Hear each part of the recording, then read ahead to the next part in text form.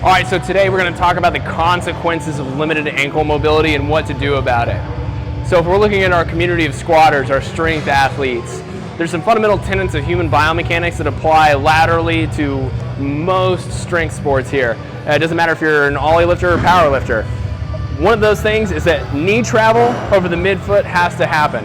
Otherwise, everything else upstream is going to suffer. So what we want to think about, for the example of an Olympic lifter in the bottom end of a snatch, is that your knees have to be able to travel past your toe.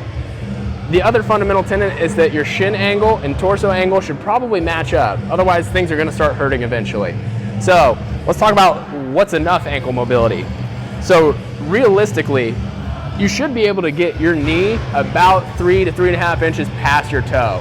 So I'm going to draw a plumb line right here extending from the bottom of my knee.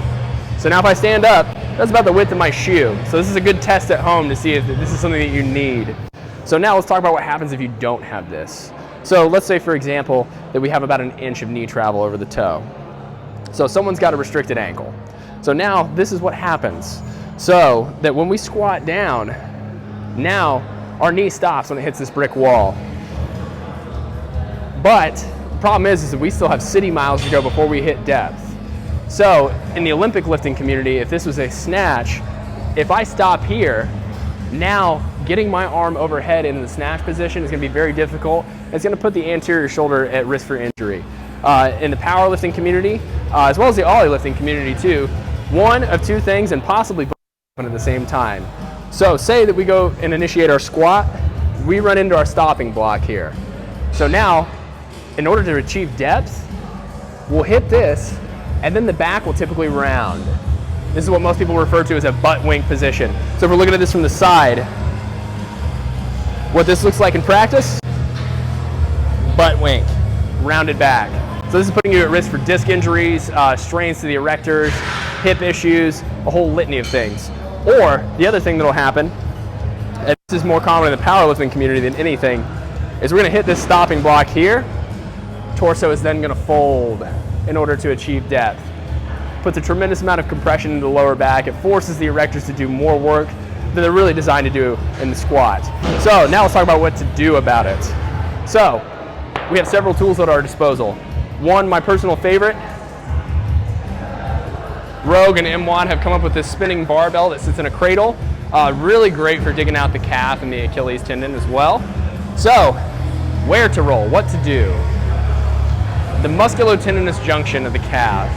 Now that's a lot of mouth sounds, but really all that is that's where the meat of the calf ends and the Achilles tendon starts to begin. So there's this area in the middle called the musculotendinous junction.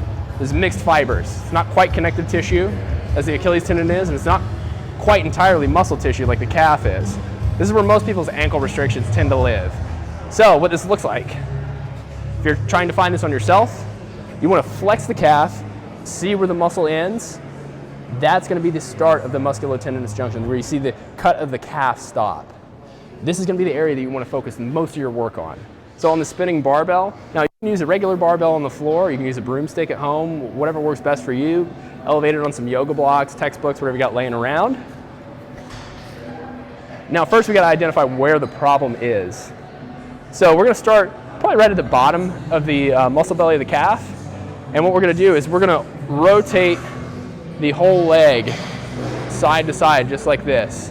And you should feel a little band of something. It might be a little painful, might just feel like you're rolling over a cable.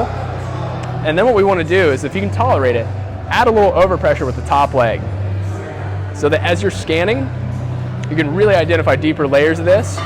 So now when you find the spot that's uncomfortable, pin it down, don't let it go anywhere. You're then going to plant your hands directly underneath your shoulders and lift your hips off the ground. At that point, big circles with the ankles. Try to maximize the range of motion here. Pin this down for about 30-45 seconds. After that, remove the pressure, keep scanning.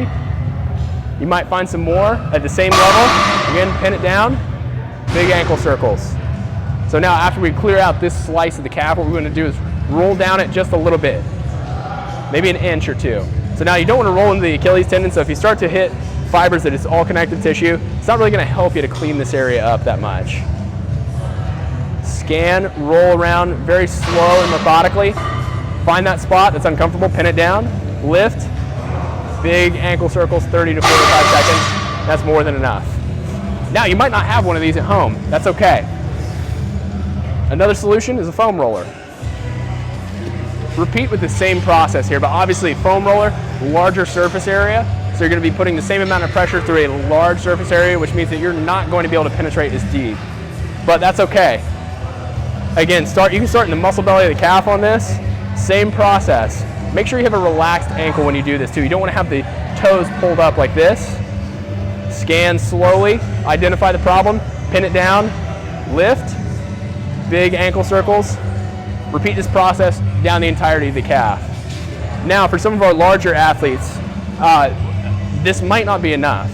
So that's when we want to introduce something that's called the calf bone saw a la Kelly Starrett. You want to find an elevated surface here. And with this, you want to make sure that your ankle has enough room to rotate through this. You don't want to have the ankle jammed up all the way to the front of whatever surface you're on. And then what you want to do is use your opposite shin like a soft tissue tool. Think like a bow on a violin.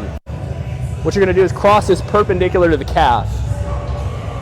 And you can start in the belly of the calf muscle or right at the musculotendinous junction, wherever you feel you have the most restriction.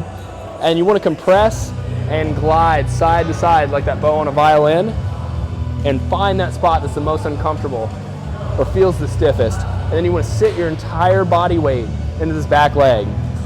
At that point, that's when you begin the ankle circles. Really work into the areas that you feel the most restriction here. Compress and glide for about 30, 45 seconds. Move down and repeat the process again. 30 to 45 seconds.